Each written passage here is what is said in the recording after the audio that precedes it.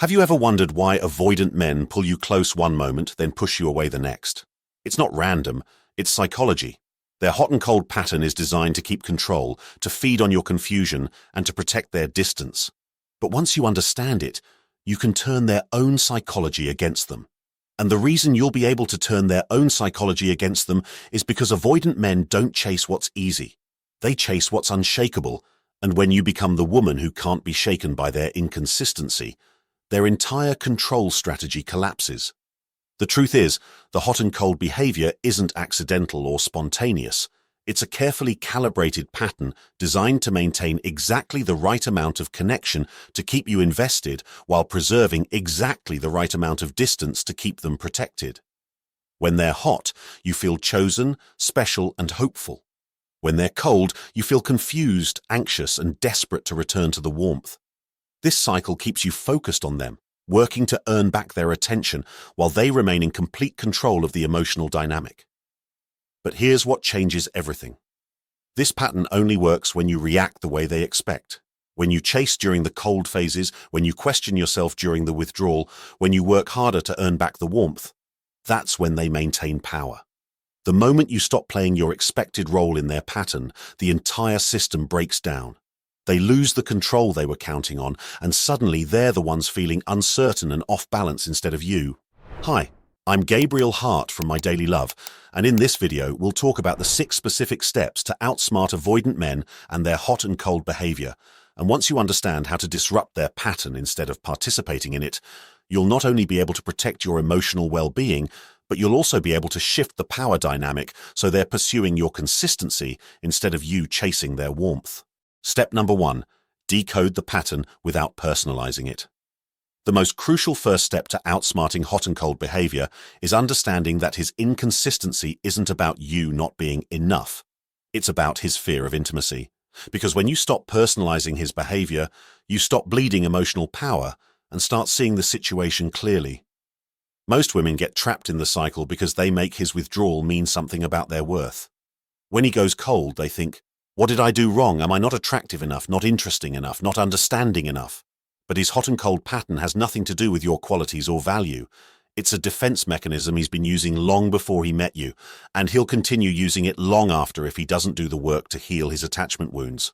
The hot phase happens when he feels safe enough to enjoy connection because distance has recharged his sense of independence.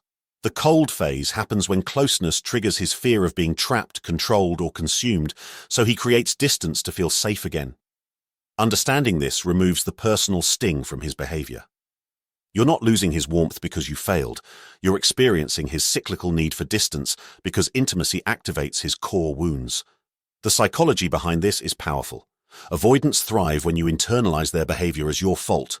When you're busy questioning yourself, changing yourself, and working to earn back their approval, you're not questioning their behavior or holding them accountable for the emotional chaos they're creating. Think of it like someone who keeps turning a light on and off. At first you might think something's wrong with the light, but eventually you realize the problem is with the person controlling the switch, not with the light itself. When you decode this pattern without personalizing it, you can observe his behavior objectively rather than absorbing it as evidence of your inadequacy. Step number 2. Mirror his distance with emotional neutrality. Here's what most women don't understand about disrupting the hot and cold cycle. Instead of panicking when he goes cold, the most powerful response is staying calm, unshaken, and self-possessed, because this neutrality disarms the avoidant who expects you to chase, and when you don't, the control loop collapses. Avoidant men are conditioned to expect pursuit during their cold phases. Your anxiety, your attempts to reconnect, your efforts to understand what went wrong, these reactions maintain their sense of control and confirm their belief that relationships are pressured and suffocating.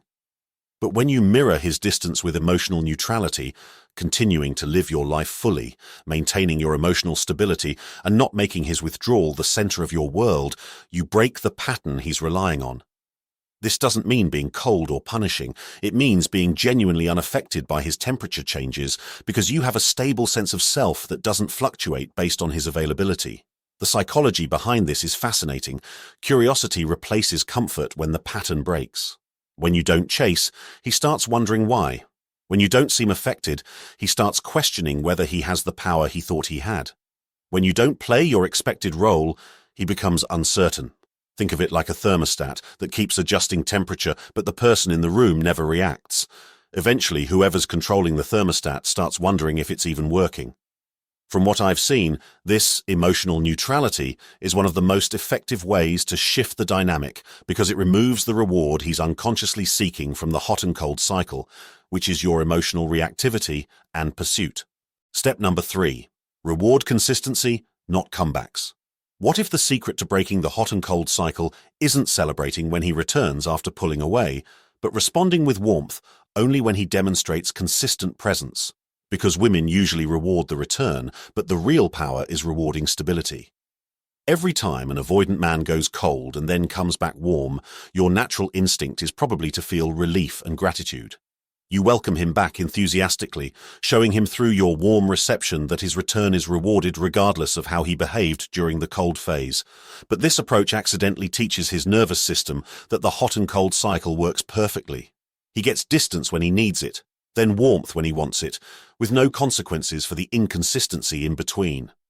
When you instead reward consistency rather than comebacks, when your warmth and emotional investment are proportional to his demonstrated reliability over time, you create completely different conditioning. This means being pleasant but not enthusiastic when he resurfaces after distance. It means your affection and emotional availability matching his sustained effort rather than his temporary returns to warmth. The psychology is powerful. His nervous system learns that safety equals access, while distance equals indifference. When steady presence results in warmth and closeness, while cycling between hot and cold results in emotional neutrality, he learns which behavior actually serves his desire for connection. Think of it like training any pattern. You reinforce what you want to see more of and remain neutral about what you want to see less of.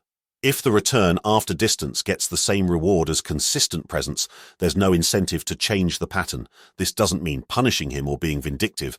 It means calibrating your emotional response to match his demonstrated investment, teaching him that stability is what earns your warmth, not the cycle itself. Step number 4.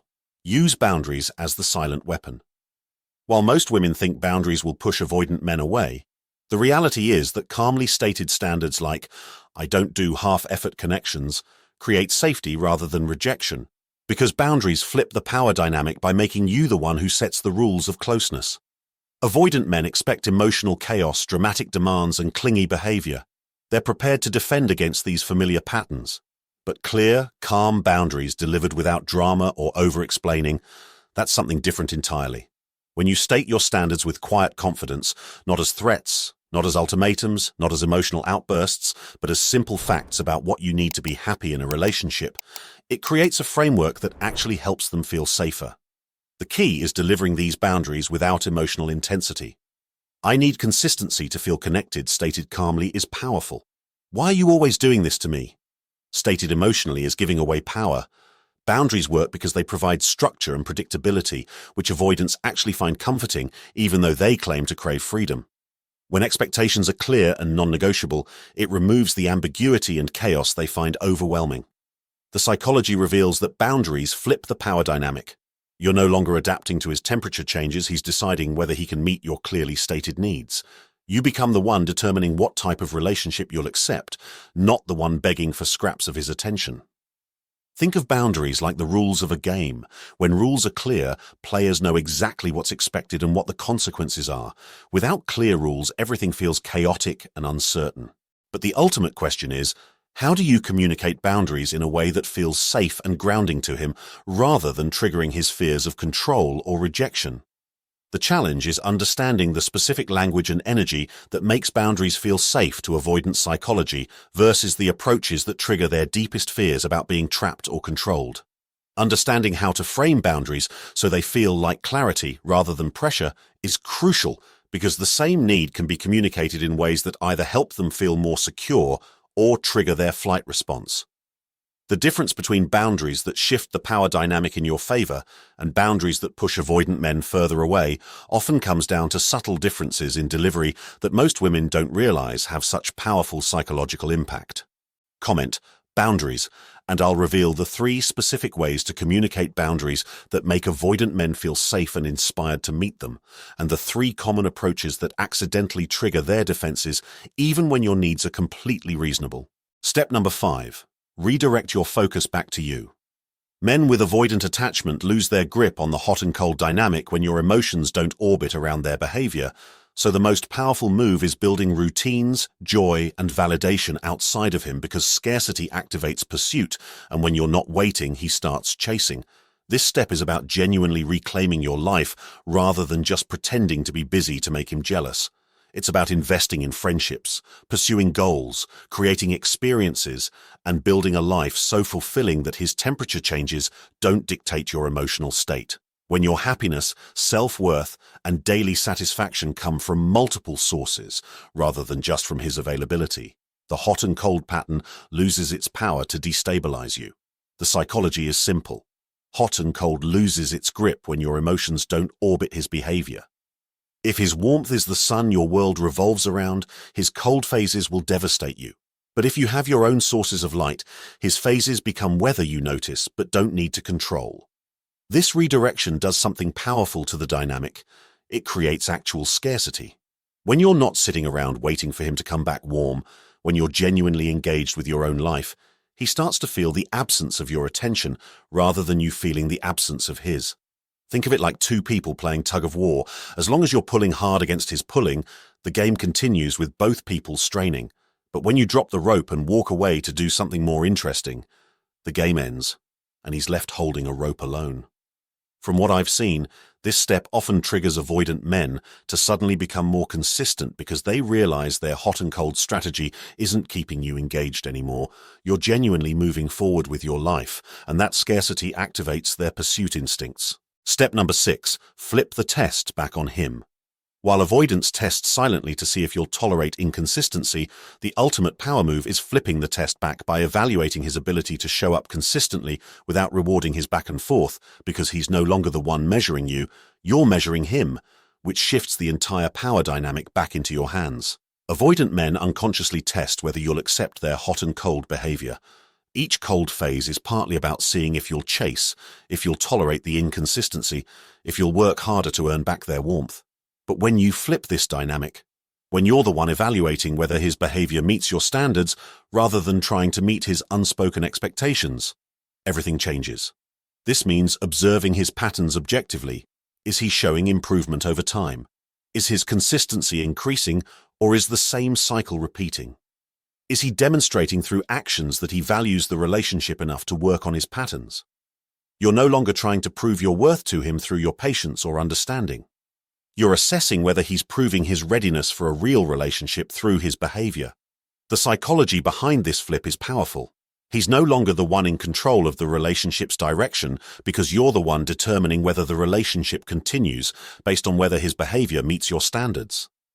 This shift forces him to either step up or lose access, and it protects you from wasting years accommodating dysfunction that was never going to change regardless of your patience. Now, a word of caution. Flipping the test doesn't mean ignoring serious red flags or tolerating betrayal. It means holding him accountable without lowering your standards or confusing patience with self-sacrifice.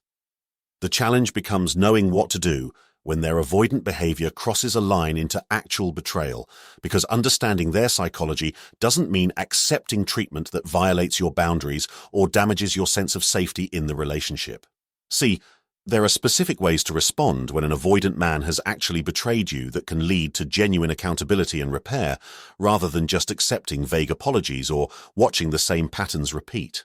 Understanding how to create conditions where an avoidant man feels safe enough to take real accountability while also maintaining your standards gives you a path forward when their behavior has caused genuine harm. So if you want to know the specific approach that makes an avoidant man genuinely apologize for betraying you and take real responsibility for their actions, then our new video will show you exactly what works. Please click on the video that's showing on the screen right now and you'll see what to do.